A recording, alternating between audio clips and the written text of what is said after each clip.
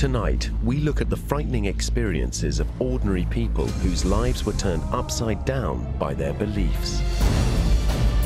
Sam Domingo spent 20 years in a group she thought would save the world, the Church of Scientology. There was going to be no more criminality, no more drugs, no more sadness. Everybody was going to be happy. Instead, she claims she endured harsh punishments. It was freezing cold, it was January, and I was given a pickaxe and told to go dig a hole. For Karen Stanway, the Jehovah's Witnesses turned her life inside out. She lived in constant fear of Armageddon. Earthquakes, famine. Anytime you saw anything on the news or anything like that, you always got very anxious and thinking, you know, is Armageddon going to come tomorrow? And fellow Jehovah's Witness Karen Morgan found herself feeling powerless in the face of abuse. I remember being sat on the floor between my mum and dad, crying my eyes out, not really saying anything. We'll hear the extraordinary stories of 3 women who found themselves wrapped up in powerful religious movements and ended up believing that they were trapped in cults. We were financially ruined, and my marriage was ruined, and my family was ruined.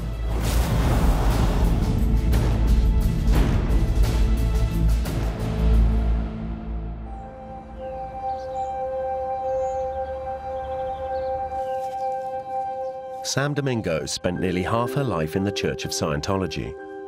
She joined in hope and found much that was positive, but she left in anger. She believes she was coerced into having an abortion, and she says she and her husband were persuaded to hand over hundreds of thousands of pounds.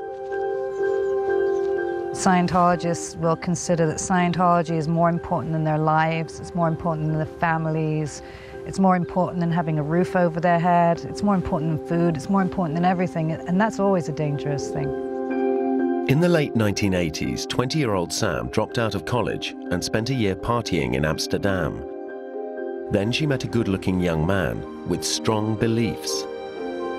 Sam fell into Scientology the day she fell in love.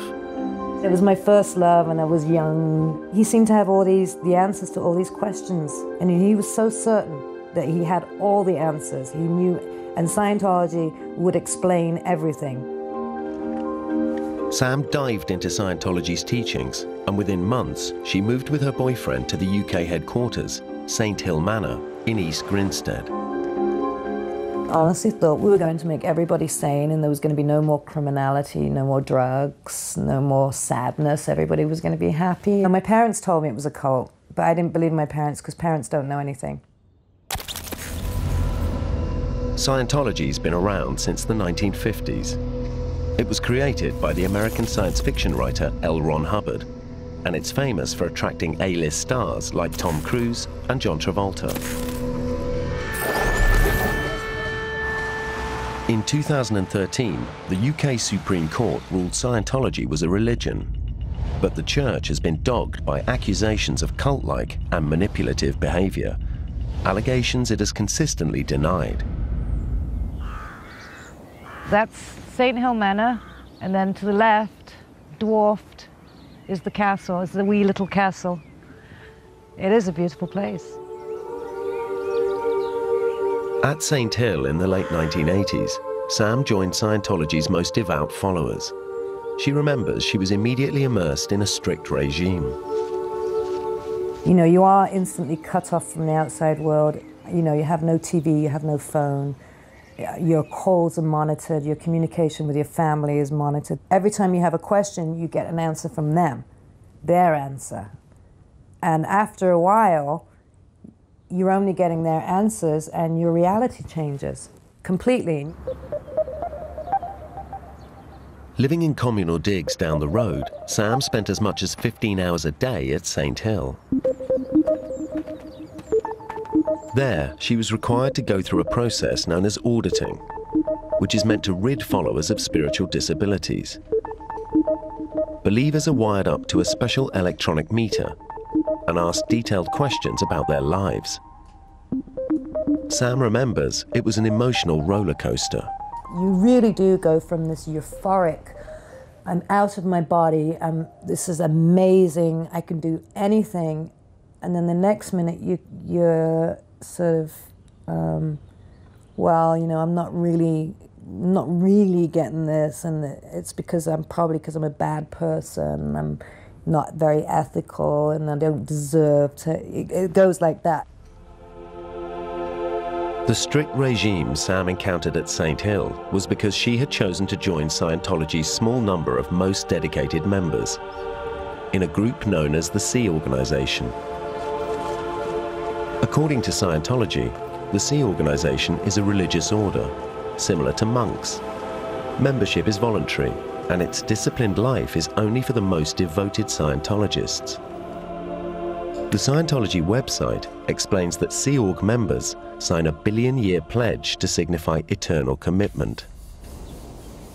At Scientology's UK headquarters in the early 1990s, Sam was working long hours and said she had to endure unpleasant conditions. Even food was used as a punishment. We washed our clothes in the bathtub, but the living conditions were terrible. I mean, rice and beans were supposed to be a punishment because we weren't working hard enough. Not getting paid was a punishment because we weren't working hard enough. Beans and rice then became dried porridge and milk powder mixed with water. Sleeping on dirty old mattresses in crowded rooms.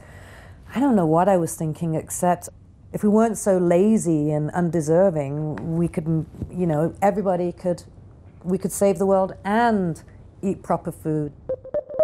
Scientology sent us these photos of facilities around St. Hill Manor today. They reject Sam's claims as untrue and say they bear no relation to current conditions. They also say that Sea Organization members are not cut off or monitored, that they have phones and computers and enjoy a varied menu. Although Sam thought the conditions were harsh, she remained a committed follower. People don't understand why people don't just leave, and there are many reasons for that. You've gotten involved, you've invested yourself. Your mind has been made to believe that this group has the truth and is the best place for you to be. Yeah, that's a good question. Why don't you walk away? You can't. You know, you've joined this group and you've made this promise and you've signed a billion-year contract, and you kind of feel like you're betraying everybody else, basically. Karen Stanway spent more than half her life dedicating herself to a different religious group. It's been about 10, 12 years since I was last here. I was born into this congregation, so for 16 years I had to come here 3 times a week without fail. Karen was born into the Jehovah's Witnesses.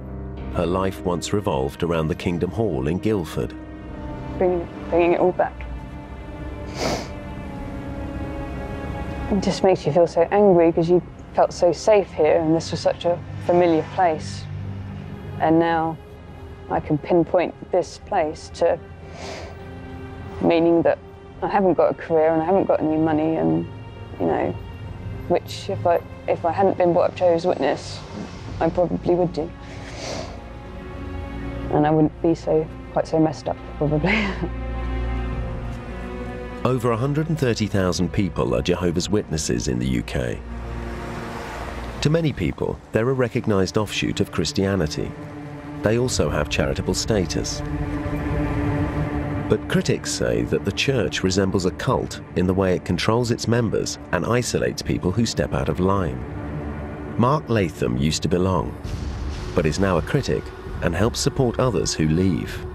They come to your door with a smile and with a suit on while they're holding their children's hands. But there are things within this religion that are dangerous, and the undue influence that can occur on you can happen many years after you've left.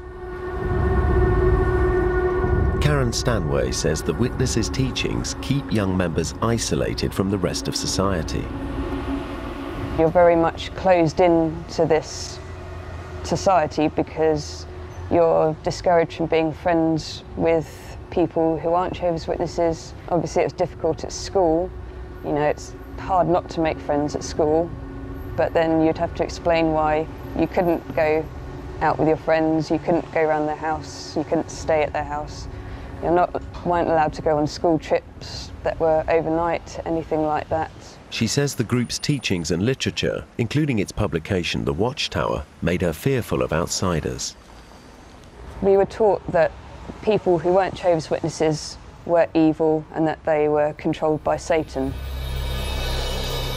When you're at school, when you're at work, when you're talking to anybody, you're always thinking, well, Satan is controlling this person, I must keep away from them, I mustn't get involved with them. And there was the constant fear, reinforced through the use of extreme imagery in the Watchtower, that Armageddon is close. There used to be very scary pictures of what Armageddon was going to look like, people getting killed, being burnt, anything like earthquakes, famine, that are all in the Bible as being a sign that Armageddon is going to come. So anytime you saw anything on the news or anything like that, you always got very anxious and thinking, you know, is Armageddon going to come tomorrow, and am I a good enough person? You know, have I done enough in the religion to be one of the chosen ones to be saved? The threat of Armageddon can be quite traumatic, and it's the constancy of that threat and the real belief that unless you follow the teachings, that you will be condemned like everyone else to burn in the fires of hell when Armageddon comes. For Karen, though, it would be traumatic events much closer to home which would push her away from the religion and the only community she'd ever known. I remember that moment in that meeting, and it was the only time I've ever done anything out of anger. I just got up and stormed out and slammed the door.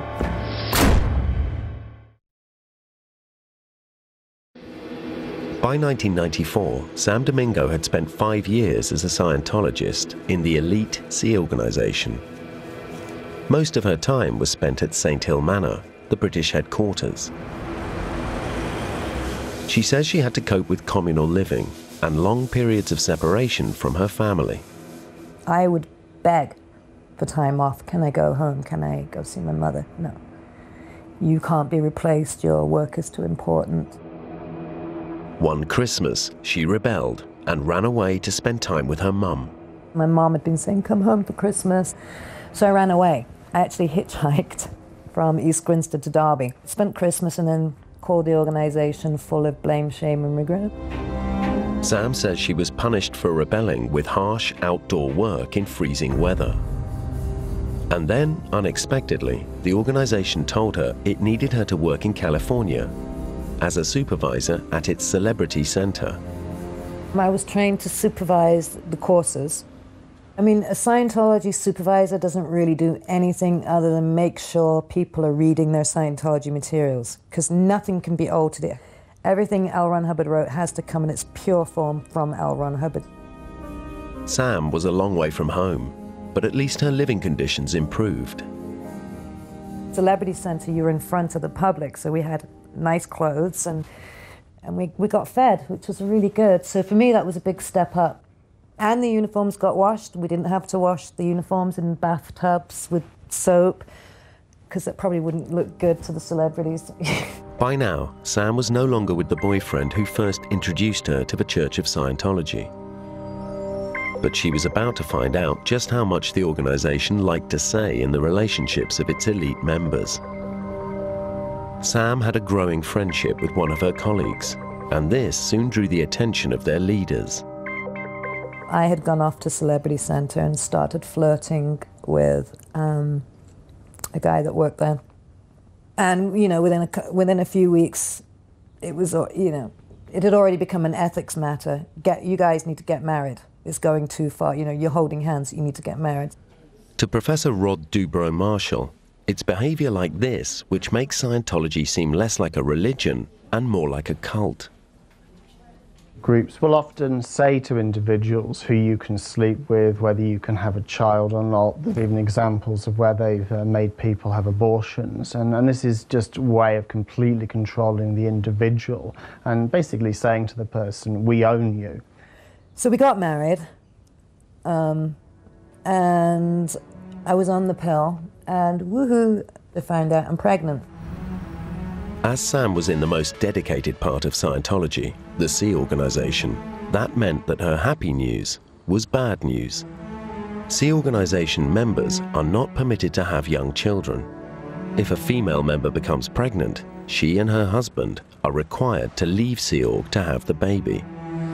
It was officially an ethics matter. So I went to the ethics office and I said, hey, look, I've gotten pregnant. Bang! Just like I had committed the ultimate sin. And the next thing that came was, so what's the greatest good for the greatest number of dynamics here?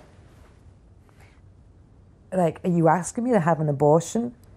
Well, what's the greatest good? You know, it was, yes, basically, yes, the right thing to do is have an abortion. That was made very, very clear to me. And when I said, absolutely not, you know, I'm going to talk to my husband about this, I mean, because that is your first line of support, your husband. No, I wasn't allowed to talk to him. Sam says she didn't see her husband until later that day. I didn't see him till like maybe 10 o'clock at night, and he came home and he said, I know what you did. You did this deliberately to get me, my own husband. I can't believe you were so evil. You're on your own, you know, you've committed this awful sin and you're on your own. So that's what happened when I got pregnant. Isolated and alone, the pressure on Sam was intense. Everybody I looked up to and respected told me I was a criminal. The head of the organization told my husband I was a leech. Yeah, I believed it. I bought into it. I had the abortion to prove I was a good person and I wasn't this evil Satan that everybody was saying I was. Scientology told us that although abortion is against the teachings of L. Ron Hubbard, members can choose to have an abortion. If they do choose to have a baby, they must leave Sea Org, and many have done so. They can rejoin it when the child is older, and some do. For Sam, the pressure she felt to abort her baby has left a permanent scar. I murdered a child. That's the way I look at it, and it will forever live with me that I murdered a child. And that's the way I see it. And I will never forgive myself for that, and I will never be able to right it. But despite the trauma, it would take Sam nearly 15 years before she could finally bring herself to walk away from Scientology.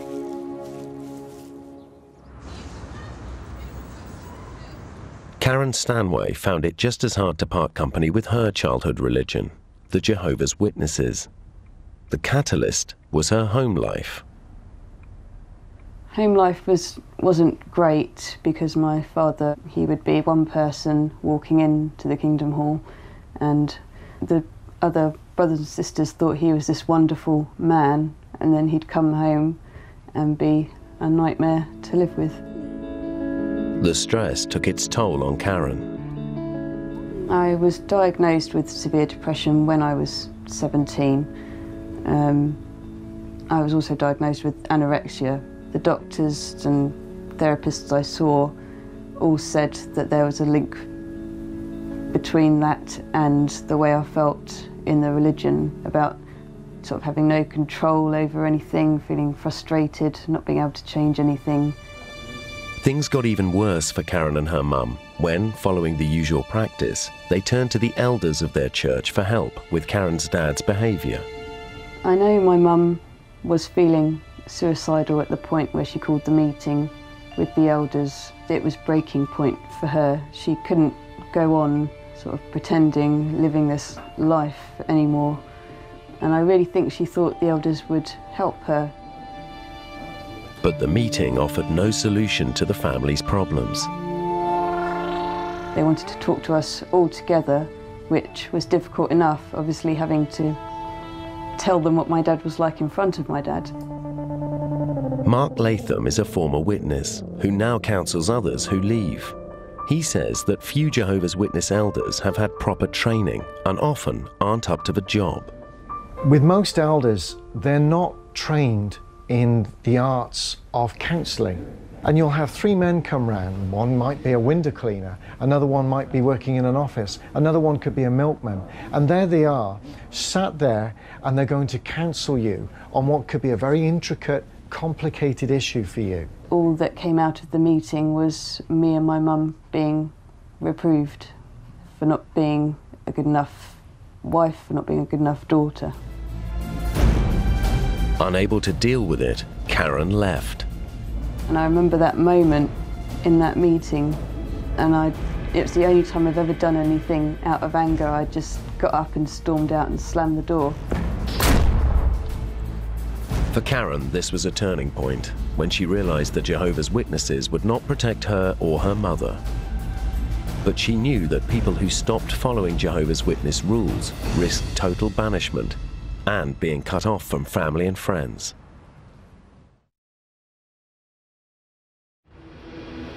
Within each Jehovah's Witness congregation, the elders' rule is often absolute, and critics accuse them in some cases of refusing to allow criminal acts to be investigated by outsiders, even the police.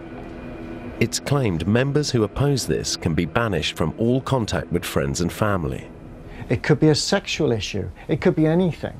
You might be suffering from some form of clinical depression, and you need real medical assistance and help and guidance to get you through it. But these elders, when they arrive, will not have those qualifications to do it. But what they do have is an absolute, rock-solid control over you, and they will get what they want. Karen Morgan from South Wales knows this only too well. Between the ages of 12 and 14, she was subject to sexual abuse from her uncle, Mark Sewell, a well-respected church elder who held a position of power and trust within the group. He started to become over-familiar at the beginning, suggestive, trying to get me to kiss him on the mouth. That's how it began. And it's from then that life started to change for me. Karen initially had no idea her uncle's behaviour was inappropriate. I think Jehovah's Witness children in general are very innocent. We never hear about dangers, and we were taught you can trust Jehovah's Witnesses. You don't trust anyone else, but you can trust them. And especially people who are of a good standing in the congregation, like a ministerial servant or an elder. But when her uncle's behaviour got worse, Karen realised something was wrong. He'd start calling me from his bedroom, but if I didn't answer him, he would then come into my bed wearing just his pants. Finally, Karen told her parents, who as devout Jehovah's Witnesses got her to write it all down and put it to her uncle. And my mum and dad said, right, following the Bible, there's a scripture in the Bible which says if you have a problem with your brother, you must first go and lay bare that problem with your brother. So how it's done is my dad handed Mark what I had written. Mark read it, laughed, and then sort of threw it at my dad and just said, no, she's confused, she's made it up, she's telling lies. I remember being sat on the floor between my mum and dad, crying my eyes out, not really saying anything. And that was pretty much left like that. Karen was told not to talk to anyone about what had happened, and Sewell carried on his behaviour with her. She would later find out he was doing the same thing to other women in the community. It was 2 more years before further allegations came to light. 9 women came forward, some alleging they'd been raped. But still the elders didn't report the case to the authorities. If it was me and my children, the first time my daughter ever told me anything like that, I'd be straight on the phone to the police. I wouldn't be considering, oh, well, I'm going to have to run this by the elders. According to former Jehovah's Witness Mark Latham, Karen's story is not an isolated one.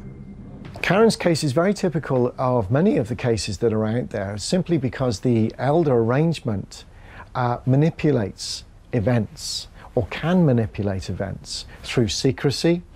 And there are occasions where the molester or the rapist is an elder themselves. And so they can conduct themselves within the secrecy of their own elder group to influence matters on another level, to make sure that they protect themselves. To some observers, it's the very secretive nature of the organisation that prevents any independent approach to cases of abuse and gives it traits like a cult. The cult of elders in the Jehovah's Witnesses is a good example of when groups stand in judgment of their members and don't allow anyone else to have a say, and don't allow themselves to be open to public scrutiny. And in that way, the leaders perpetuate the practices and don't allow their members to effectively challenge that.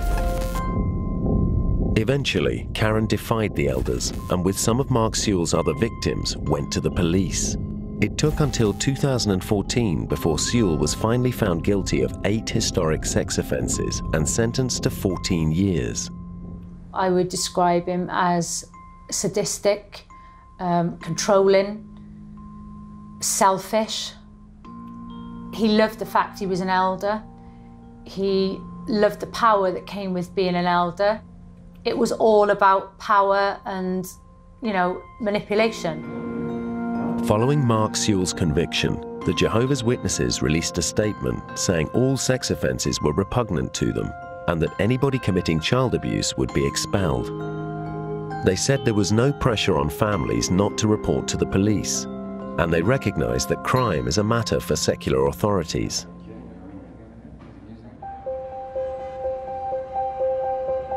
By 1995, Sam Domingo's marriage to a fellow Scientologist had collapsed after she felt obliged to abort their baby. Despite her experience with the abortion, Sam stayed in the Sea organization, and later she even agreed to sign up for the Scientology Rehabilitation Project Force.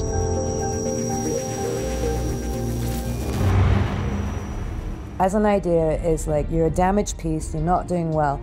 You're going to go off here and you're going to get some spiritual counseling, and everybody who's there is going to work together, and then you're going to come back when you're all fixed. It's supposed to be like 2-3 months. According to Scientology, the Rehabilitation Project Force is a voluntary program of spiritual rehabilitation. Its purpose is to provide a second chance to those who have failed to fulfill their ecclesiastical responsibilities as members of the Sea organization. Sam says she made friends there and had some good times, but ultimately she found it a harsh place. Actually, there's a prison camp. You put on there, you're not allowed to communicate with anybody else outside of this group. You have to call everybody sir. You're the lowest of the low. You wear black boiler suits, you have to run everywhere. You have to receive, I think it's 5 hours of counseling a day. I wasn't allowed to use the phone. I didn't have a phone, I wasn't allowed to use the public phone. We were sent on little backboards with wheels underneath the kitchens and scraped grease amongst cockroaches and silverfish and rats. That was what I experienced. Other people had to climb inside skips and clean them with toothbrushes. But something kept Sam going. Before starting the Rehabilitation Project Force, she'd caught the eye of a recent high-profile recruit to Scientology. Placido Domingo Jr., the son of the legendary opera singer, and he was determined to get her out of her harsh rehab. I'd met Placido, but I'd agreed that I was very bad and I wouldn't be with him, but he wasn't accepting of that. He was basically dropping threats. If you don't let her out, I'm going to get a chopper in there, I'm going to come and bust her out. So that's the point where they let me go. When they were under that much pressure, literally, let her go or I'm going to send a helicopter. That worked. When Sam left rehab, she married Placido. They left the Sea organization and started a family. But Sam still couldn't totally walk away. She believed it was her and not Scientology which was the problem. I messed up, I'm bad because Scientology's good, and Scientology has the only solution for mankind, and I need to protect that and nourish it. And if I fail because I'm being selfish, because I want certain things in life, that is my failing. And who am I to want to have kids and a marriage and a happy life? Although they no longer worked for Scientology, Sam and Placido Jr. felt they could still gain spiritual enlightenment. So they decided to sign up for more courses and counseling. But Sam claims once she stopped working for Scientology, she started to have to pay for its services. And she claims she also got a bill for all courses and counseling she'd previously received. This is known as a freeloader bill. So I had 3 kids, and I did my amends for leaving the Sea organization, and I said I'm really, really sorry, and paid them lots of money, and I paid my freeloader debt for all the amazing things I'd received as a staff member, $50,000. And then, it was $10,000 for an intensive of this, and $10,000 for repair, and $10,000 for this course.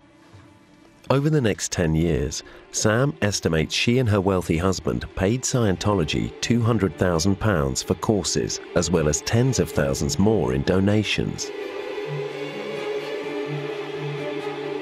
More money, next course, get you through the course as fast as you can, buy the next one. It's all very urgent, you have to do it now. And it's very vital that you go to the registrar and you hand your credit card. And if you don't have the money, find it, borrow it, take a loan. That makes it even harder to turn back when you've invested so much.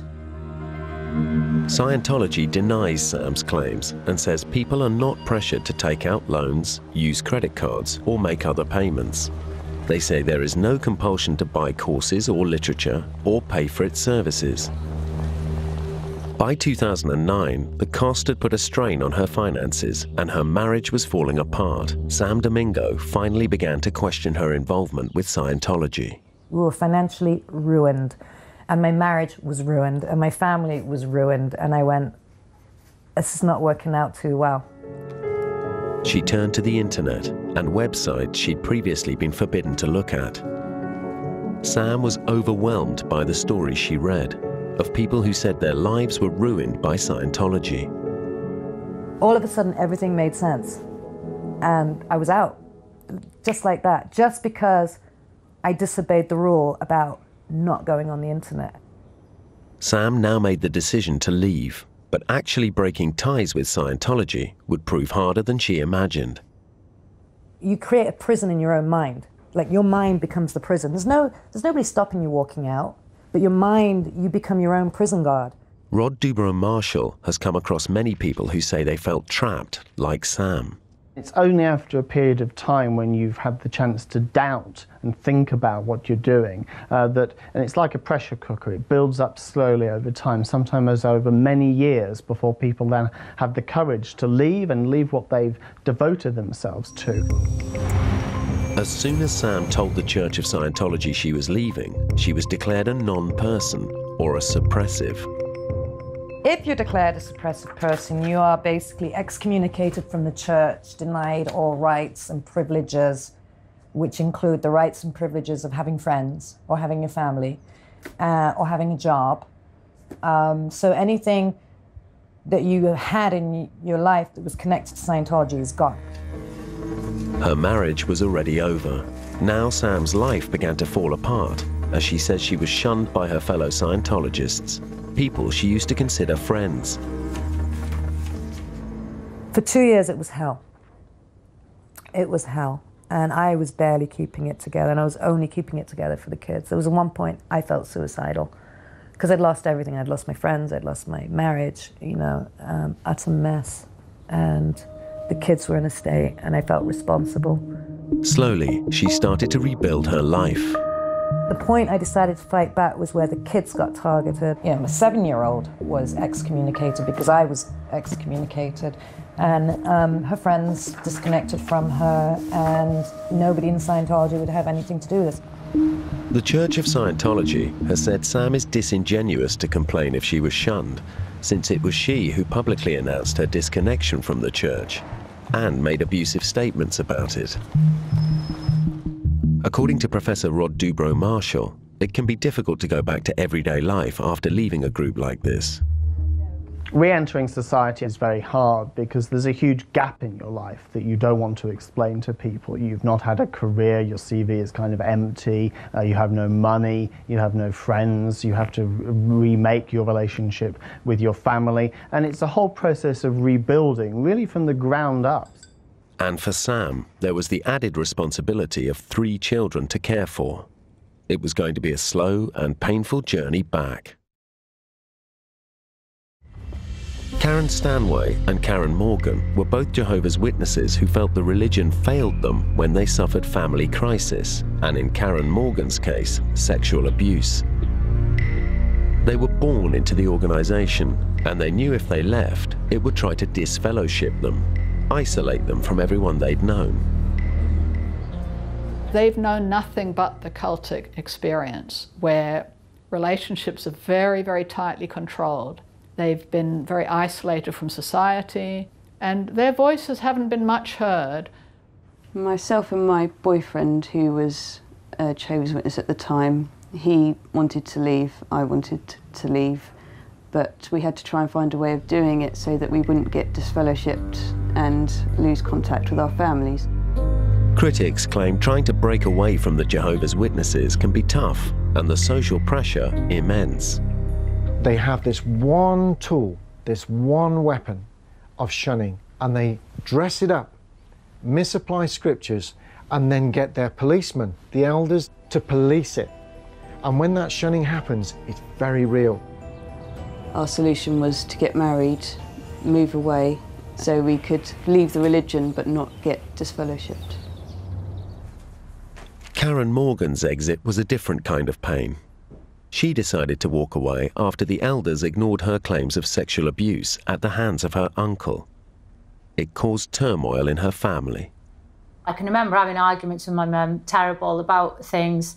And I can remember my mum saying, well, if you're not going to come to meetings anymore, you're not living here anymore. So I was sort of like, well, fine, I'll move out, as teenagers do. And I literally did. I packed a suitcase and I moved out of their house, didn't have a clue where I was going. Karen was disfellowshipped by the group. I was on my own, living in a horrible little bedsit, didn't know a soul, and had no contact with my mum and dad for a year. She was faced with dealing with the world outside the Jehovah's Witnesses for the first time. They're going to feel like pariahs and very stigmatized. At what point do you say to somebody, well, I grew up in this crazy group? You know, when is that okay to disclose to somebody? It's a very scary thing. I'm very lucky I didn't end up dead, raped, addicted to drugs, alcohol, anything. I could have ended up anywhere, and I'm very lucky I didn't. But so many people do. When I left the organisation, I found it very, very difficult because I was suddenly sort of thrown out on my own. I hadn't even sort of lived a teenage life either, so I was in my 20s and felt like I had to start a whole new life all over again. The social isolation and loss of trust was a big issue for Karen Stanway. I found it very difficult to make new friends. You know, my close friends that I'd grown up with and that I'd always known had cut me off in a heartbeat, so I thought, well, why should I bother trying to make friends and trust people when that could happen all over again? It's also the families that can suffer when shunning takes place. Karen Morgan was lucky. Her family ties have proved stronger than the Jehovah's. The turning point came when I was getting married and, of course, wanted my dad to walk me down the aisle. Two elders went to see him and basically gave him a choice. If you walk your daughter down the aisle, you won't be an elder anymore. And it was as simple as that. Something clicked in my dad's head emotionally, and he became completely numb overnight to the Jehovah's Witnesses. And he said he just thought, do you know what? I'm walking my daughter down the aisle and that's it. My dad picked me over the Jehovah's Witnesses.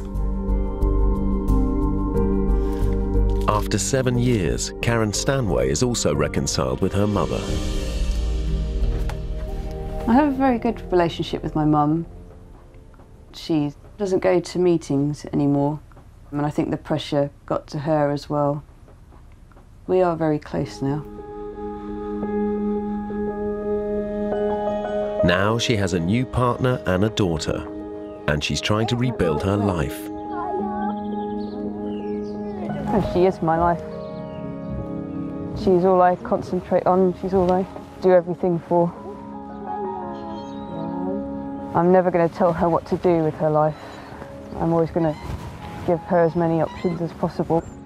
But the pain of her former life is always present.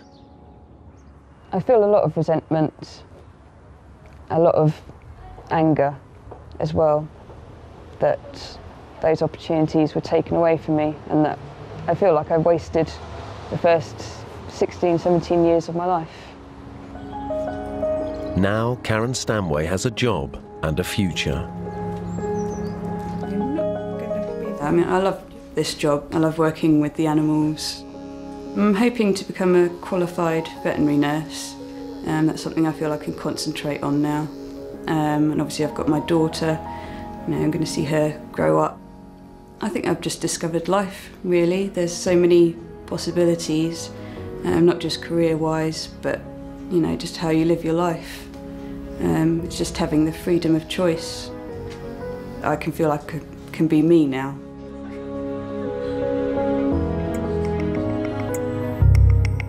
Five years after she left the Church of Scientology, Sam Domingo has finally started to rebuild her life back in the UK. The kids had lost everything, including their pets, when we moved out here and we ran away and the marriage ended and everything. And I got the ferrets because the ferrets used to make the kids laugh. I thought it was time to bring laughter back into the house, so we went out to the shelter and we got 3 ferrets, and sure enough, within 3 days there was squeals of laughter in the house again. It was 2 years of hell, and now we're all flourishing and doing really well. The kids have jobs, they're doing well at school, they're happy. I'm happy, have a normal life. Scientology was a key part of Sam's life, and she accepts not all of her experiences were negative. But Sam now has a mission to stop them recruiting new members. My experience in Scientology, what did it do to me? It made me a stronger person. It made me a wiser person, and it gave me the ammunition to fight back. Sam may no longer be inside the church, but she remains a rebel, returning to Scientology's UK HQ in East Grinstead. We fight back by exposing the abuses, telling people what really happens so they don't get any more people. Where are you from? Oh, I used to be a Scientologist. I used to actually be a Sea Org member. What's your name? Samantha Domingo. Thank you, Samantha. What's your name? And then we do the naughty stuff, testing their security. So if I were to walk on to the church property right now, I would be met with very panicked people, such as the paranoia. When I look back on things I believed in the church and things I did, I see a completely different person. I don't know that person. So asking me, how did I feel about the abortion? How did I feel when I was in the Sea Org? I was just a completely different person. I mean, I wasn't a person.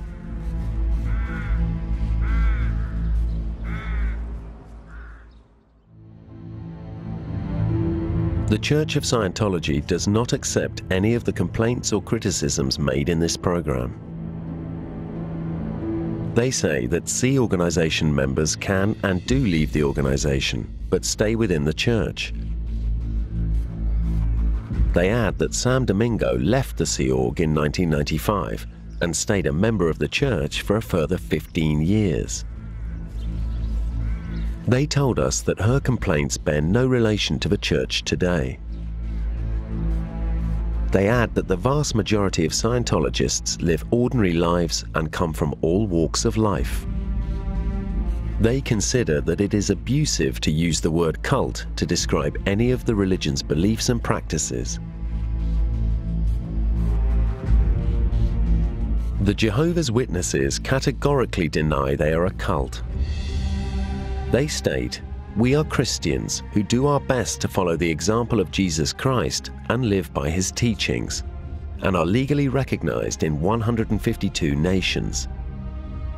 Their website says that if a family member has been shunned or disfellowshipped, that does not sever the family ties, and normal day-to-day dealings may continue.